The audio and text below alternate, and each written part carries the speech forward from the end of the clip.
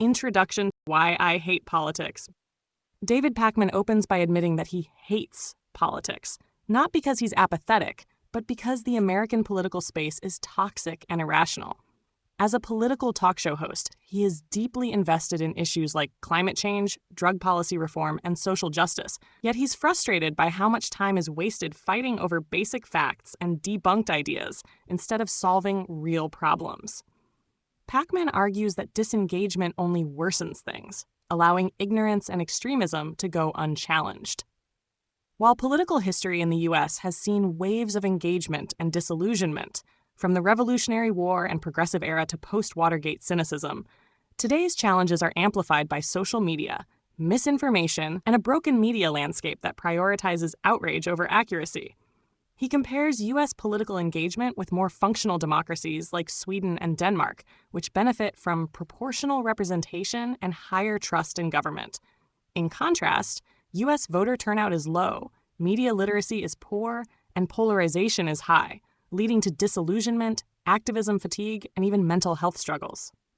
Despite his frustrations, PAKMAN insists that opting out is not viable.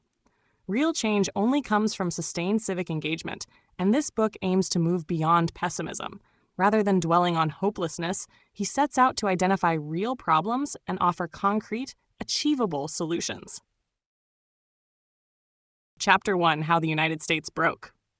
Okay, so this chapter lays out a big idea. It's not just that American politics is broken, it's that a lot of things are. Politics, yes, but also our economy, culture, media, and education. And none of it happened overnight. The author wants us to understand how it all slowly unraveled, mostly over the last 60 to 70 years. We start in the civil rights era, when the U.S. finally started making moves toward a more inclusive society. That progress freaked a lot of people out, especially conservative white Americans who liked things the way they were. That fear sparked a long backlash. Then came Ronald Reagan, who really leaned into that backlash. He sold this idea that government help, like welfare, was bad, painted people who needed support as lazy or dishonest, and told Americans they needed to return to traditional values, which, let's be real, was code for turning back the clock on equality. Newt Gingrich shows up in the 90s with the same vibes, but now with more political aggression. He pushed Republicans to treat Democrats like enemies, not opponents. Around this time, Fox News launched and started turning right-wing politics into 24/7 entertainment and outrage. By the 2000s, George W. Bush added something new: proudly anti-intellectual politics. Suddenly, being smart or fact-based was seen as elitist.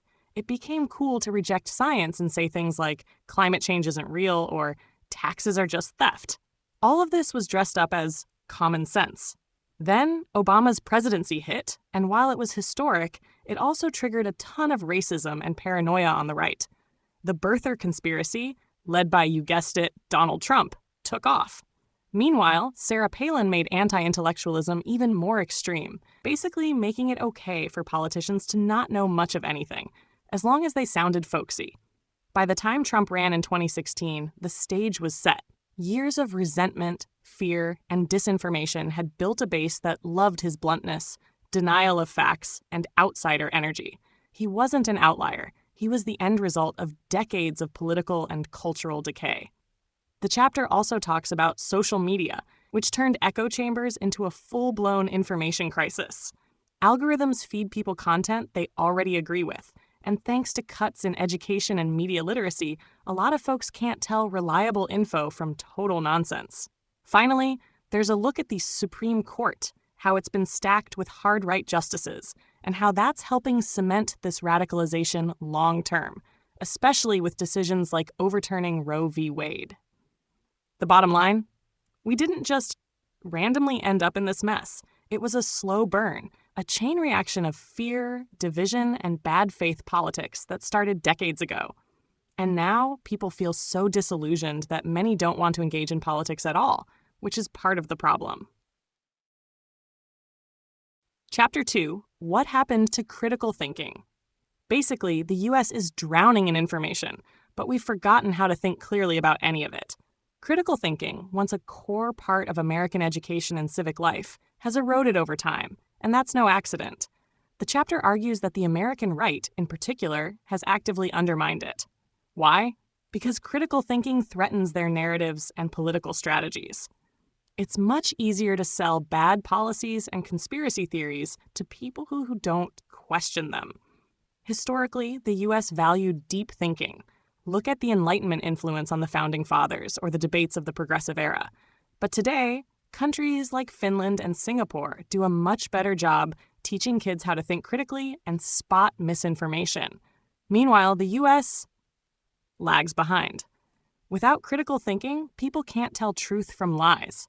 That makes them more likely to believe wild conspiracies, like Pizzagate or birtherism, fall for empty political promises, like Trump's border wall or trickle-down economics, and accept alternative facts as legitimate.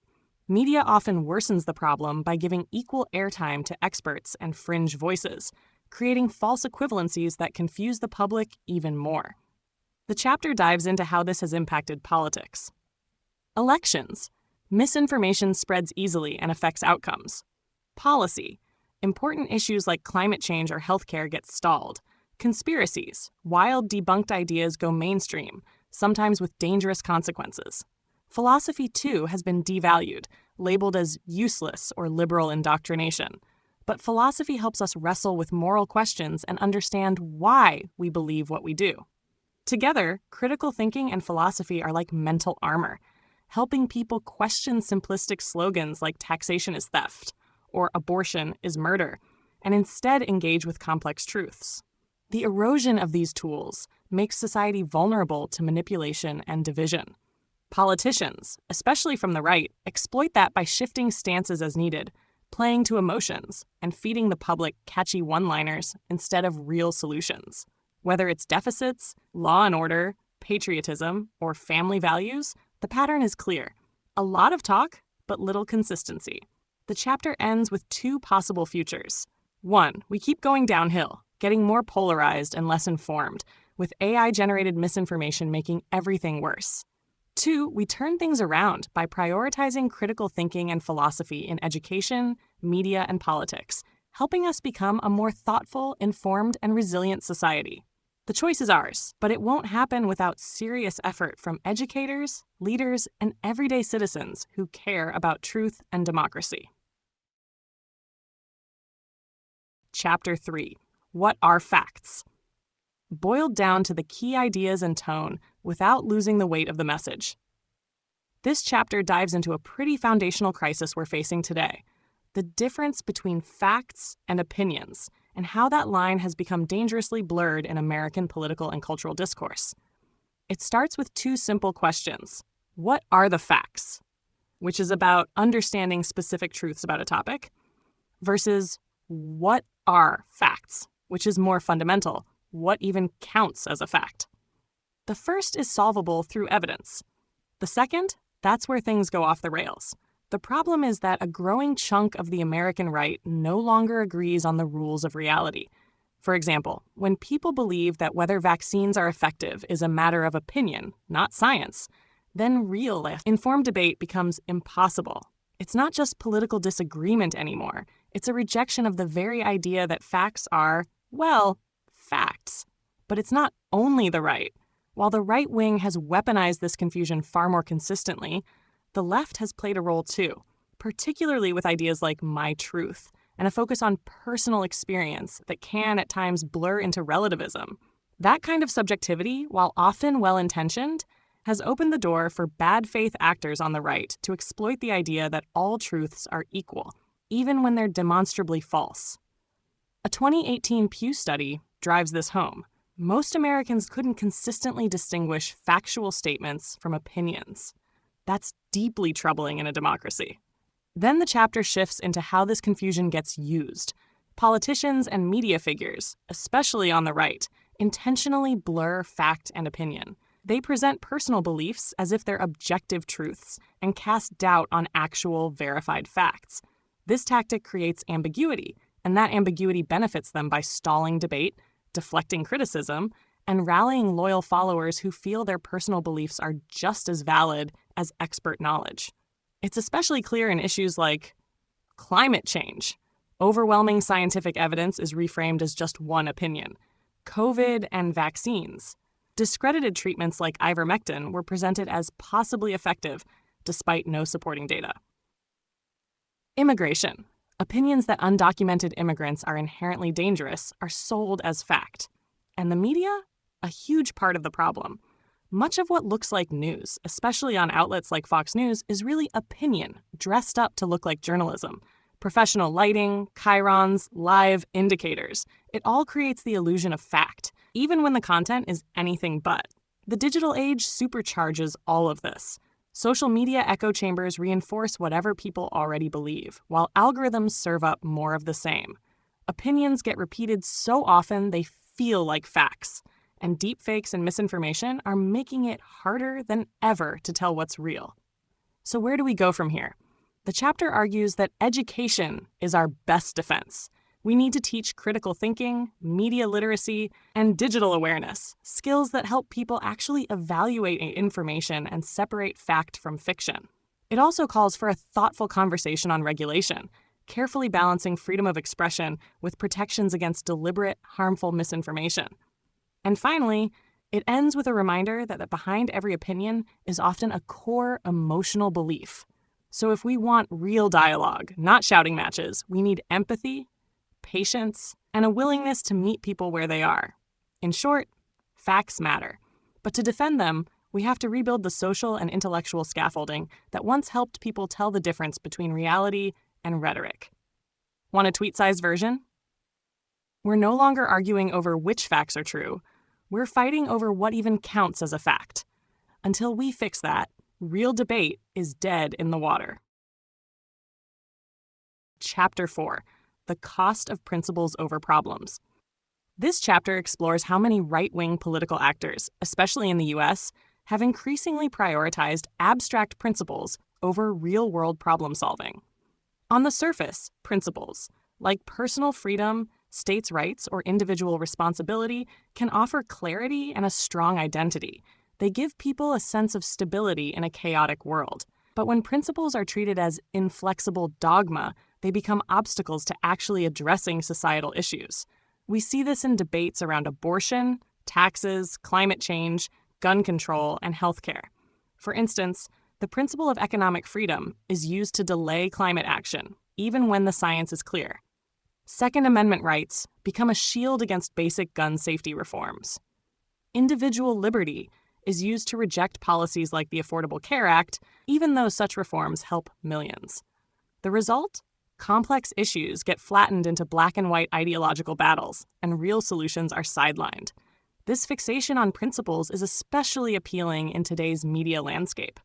Long, abstract debates keep people watching or listening, boosting engagement and profits, particularly in alternative media spaces like podcasts and YouTube. But the downside is a more divided, less informed public that can argue values endlessly yet struggle to discuss or implement actual policy. The chapter also notes how this plays out historically, like states' rights being used to block civil rights progress, and how it continues today, where even the right to health care can be dismissed as slavery, as Rand Paul once claimed, all in the name of rigid principle. The key message is this: principles matter, but only when used as a guide, not a wall. Being too dogmatic makes it impossible to engage with reality's complexities. The right wing has mastered this principle-first approach, often outmaneuvering the left's messier, nuance-heavy efforts at equity and justice. But if we want progress, we have to shift the conversation from abstract ideals to grounded, pragmatic action. And for creators like podcasters and YouTubers, the takeaway is to resist getting trapped in endless philosophical rabbit holes. Use principles to guide your values, but always come back to what can actually be done. In politics, ideas are only as good as their ability to change something in the real world. Chapter 5. Why Choose Leftism? This chapter shifts from the problems plaguing politics to what's actually worked, namely left-wing, social democratic models around the world. The big idea? Leftism, especially in the form of social democracy, isn't just idealistic. It's been effective in creating prosperous, fair, and stable societies. So what is leftism in this context? We're not talking about authoritarian regimes like the Soviet Union or Venezuela. We're talking social democracy, capitalism with guardrails. Think strong markets, plus universal healthcare, good education, environmental protection, and fair taxation. It's not anti-business, it's pro-people and pro-growth. Countries that prove the point. Scandinavian nations, Sweden, Norway, Denmark, Finland, Iceland, are the gold standard. They consistently rank among the best for happiness, health, low corruption, business innovation, and quality of life. They've balanced thriving private sectors, Spotify, IKEA, etc., with robust public services. Myth busted. These countries didn't succeed despite social democracy. They succeeded because of it. Uruguay made huge strides from 2005 to 2020. Under progressive leadership, it passed major reforms on LGBTQ+ rights, healthcare, cannabis legalization, and poverty reduction. It stayed politically stable while neighboring countries struggled. Portugal took a sharp left turn in 2015, reversing austerity. Critics predicted disaster, but instead, the economy grew, debt shrank, wages rose, and renewables boomed. Austerity rollback equals success story. New Zealand under Jacinda Ardern focused on well-being over GDP. Her leadership during COVID, mental health investments, child poverty reduction, and climate action showed that progressive leadership could be effective and compassionate. Germany, during the Social Democratic Party's rule, especially under Schröder, pulled itself out of stagnation through reforms that cut unemployment, boosted exports, and launched green energy programs, all without exploding public debt. Kerala, India, a left-governed state, achieved incredible outcomes in literacy, healthcare, gender equality, and poverty reduction, even within a country that struggled in these areas nationally. But what's stopping progress in the U.S.? 1. Money in politics. Candidates who raise more money win 91% of the time. Super PACs and dark money dominate, giving wealthy donors outsized influence. Campaign finance reform is key. 2. Broken elections. First-past-the-post voting discourages third parties and fresh ideas. Alternatives like ranked choice voting would give voters more voice and reduce strategic voting. 3. Electoral college. Outdated and undemocratic. Often results in presidents who lose the popular vote. 4. Primaries. Low turnout and party domination favor extremes or establishment picks, not bold ideas. Voter suppression. From ID laws to polling place closures and disinformation campaigns, these tactics disproportionately affect marginalized groups and erode democracy. 6. Gerrymandering. Politicians picking their voters instead of the other way around, manipulating district lines to maintain power. 7. Climate change. If we don't deal with it, none of the rest matters. It's not just environmental, it touches everything: health, migration, economics, and survival. 8. Healthcare. Without it, people can't stay healthy enough to fight for anything else. Other countries have shown universal care can work and doesn't break the bank. Bottom line, left-wing policies, especially social democracy, work. They're not some utopian fantasy. They're already improving lives around the world. And despite loud objections, the evidence speaks for itself. The call here is for Americans to learn from what's worked elsewhere and apply those lessons through electoral reform, healthcare access, environmental action, and campaign finance changes. Because if we want a future that's fair, functional, and free, leftist principles offer a roadmap that's already been road-tested. Chapter 6. How to fight against a movement that has no policy. Over the past few decades, starting with Newt Gingrich in the 90s and escalating through Trump, the Republican Party has increasingly abandoned actual policy in favor of culture wars, outrage, and personal attacks. Their focus isn't on solving problems like healthcare, education, or climate change. Instead, it's about stoking fear, disinformation, and distracting voters with identity politics and moral panics. This shift traces back to the post-civil rights era, when right-wing politicians began pivoting away from substantive issues to exploit societal fears, especially around race. Reagan pushed this further with coded rhetoric about welfare, and under George W. Bush, even basic policy discussions began to erode. Still, there was some policy talk, mainly tax cuts, deregulation, and opposition to abortion and same-sex marriage, but even that got watered down over time. The real tipping point was Obama's presidency, which triggered a full-blown rejection of policy by the far right. The birther conspiracy pushed by Trump was just the start.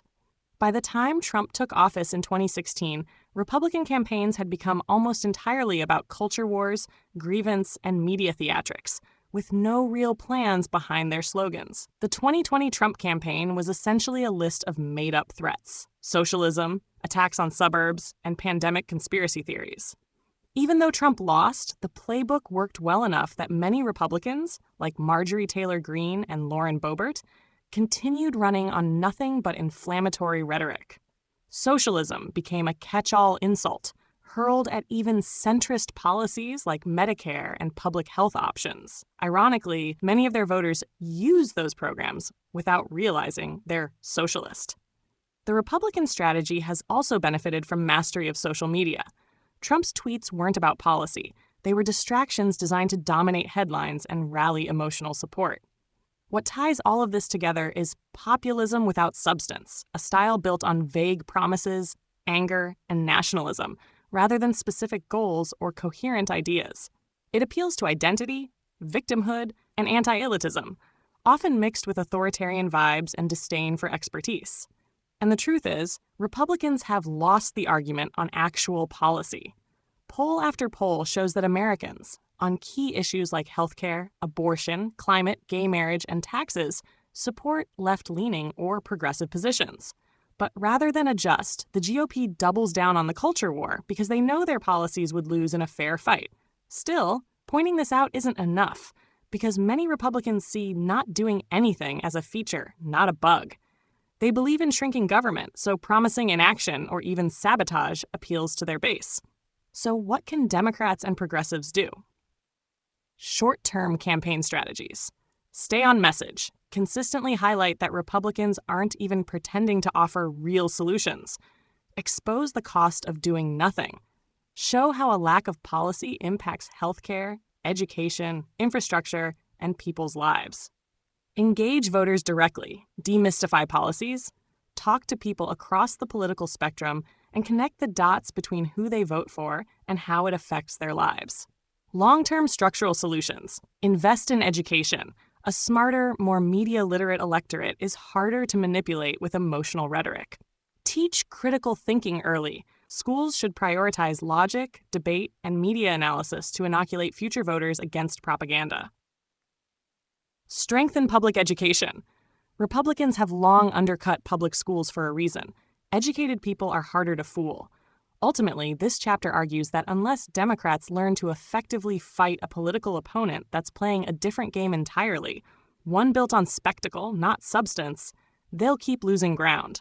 The key is to make policy exciting again, to demand better from elected officials, and to build a public that values real ideas over empty theatrics. The challenge is big, but the alternative is a political system that continues drifting away from solving real problems altogether. Chapter 7. Why does the right keep winning? Despite most Americans leaning left on major issues like healthcare, abortion rights, climate responsibility, and taxation of the rich, the Republican Party keeps winning elections. This feels like a paradox. Voters are going left, but the GOP wins by going even further right. Why? There are three major reasons. 1, they're better at campaigning. Republicans know how to emotionally energize their base, especially using hot-button cultural issues like guns, critical race theory, or transgender athletes, even if these issues are exaggerated or fabricated. Democrats often misread the room, focusing on detailed policy when voters are more swayed by emotion. 2, they benefit from the system itself. Gerrymandering, the Electoral College, the Senate structure, and urban-rural voting patterns all tilt in their favor. Democrats win big in cities, but that often means wasted votes. Meanwhile, Republicans win more evenly across spread-out districts, giving them more seats with fewer total votes. 3, they've mastered cultural distraction and fundraising. Republicans raise tons of money by rallying their base around issues like abortion or LGBTQ+ rights, even when national opinion is against them. The emotional appeal trumps accuracy. It's not about being right, it's about being loud and convincing. There are specific examples of these dynamics.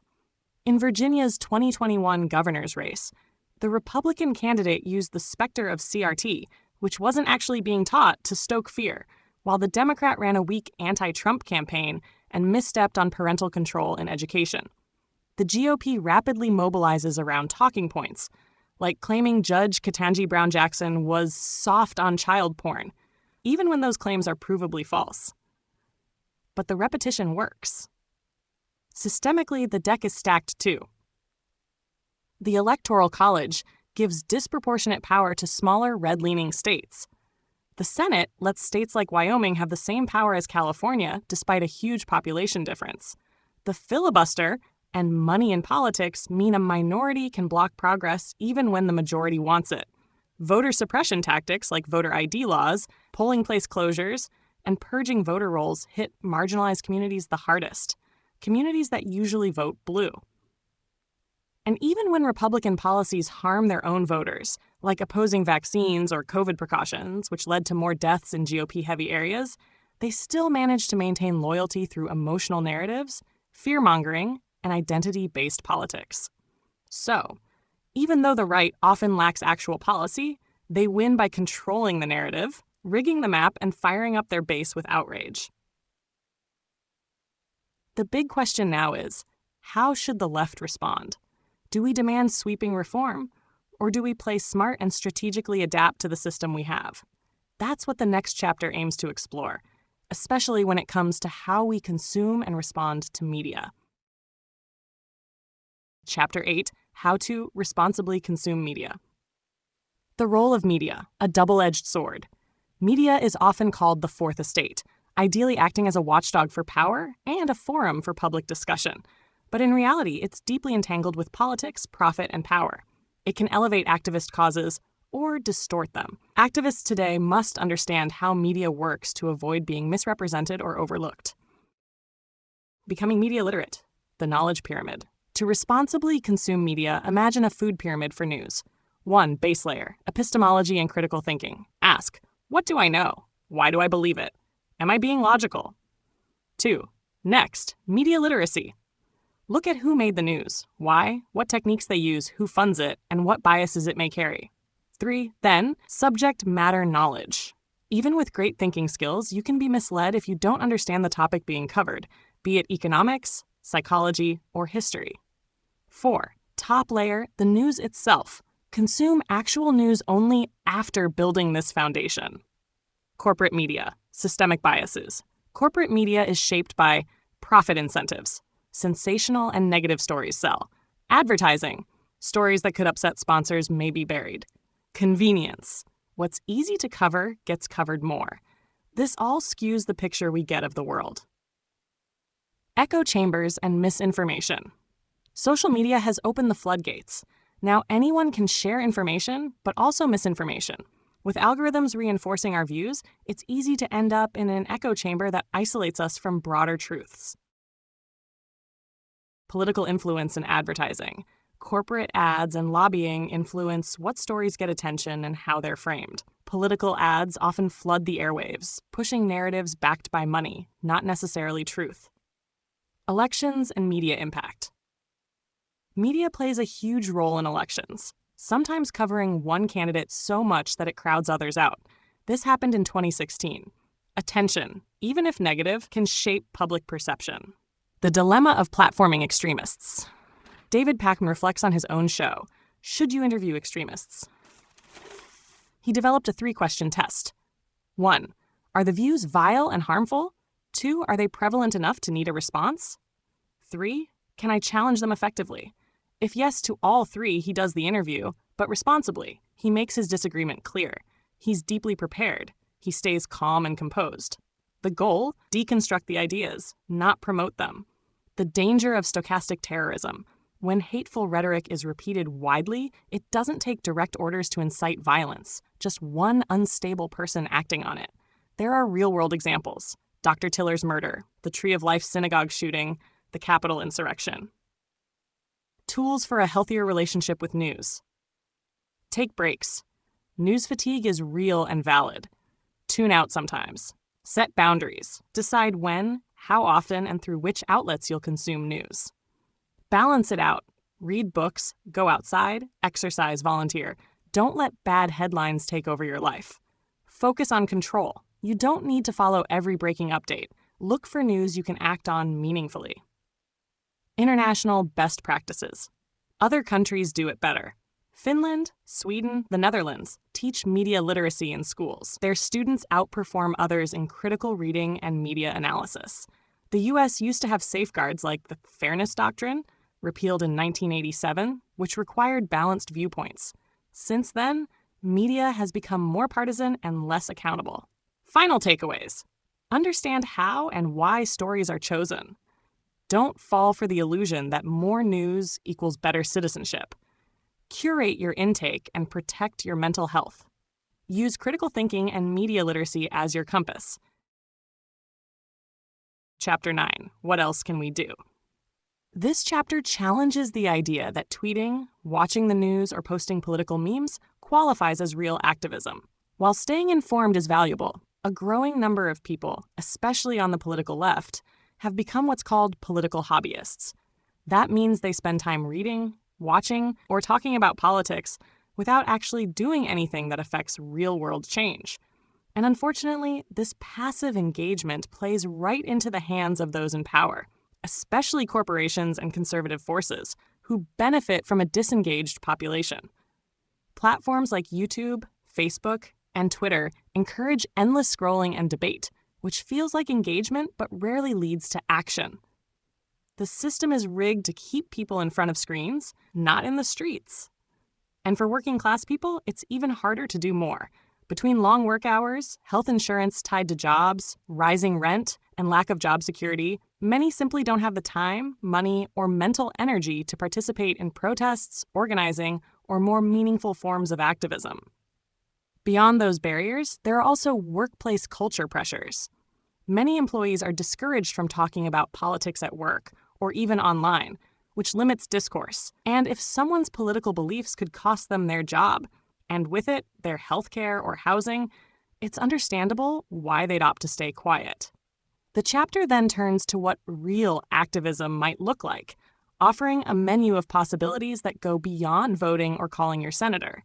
These include mass rallies to show public strength, strikes and boycotts to hit corporations and governments financially, debt resistance campaigns to push back against exploitative systems, civil disobedience, such as sit-ins or blockades, local community organizing, where change often happens faster, economic interventions like divesting from harmful industries, cultural activism using art, satire, and storytelling to shift public opinion, direct actions that physically disrupt harmful practices, guerrilla communication like flash mobs or parody ads, independent media to tell uncensored stories outside the mainstream, legal action, using the courts to push systemic change.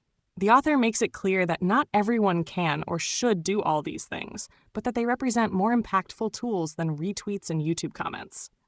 A major thread through the chapter is the contrast between accelerationism, burn it all down to start fresh, and incrementalism, slow, step-by-step reform. The author strongly sides with incrementalism, arguing that while it's less flashy, it's what has historically worked. Pointing to the progressive era, the New Deal, and the Civil Rights Movement, each was built on decades of smaller wins that laid the foundation for bigger change. He addresses criticisms of incrementalism, like its slow pace or the risk of complacency, but argues these are outweighed by the fact that radical, fast change is often chaotic, unsustainable, or even counterproductive. Incrementalism, when guided by a clear long-term vision, builds durable systems, attracts broad support, and avoids the whiplash of extreme political swings. The takeaway? Real activism is hard, but it works. Progress isn't made by yelling into the void. It's made by showing up, organizing, building coalitions, and making smart, steady moves. The left has to get better at turning online energy into offline impact. And while the world won't change overnight, history shows that meaningful, lasting progress almost always comes in steps, not leaps.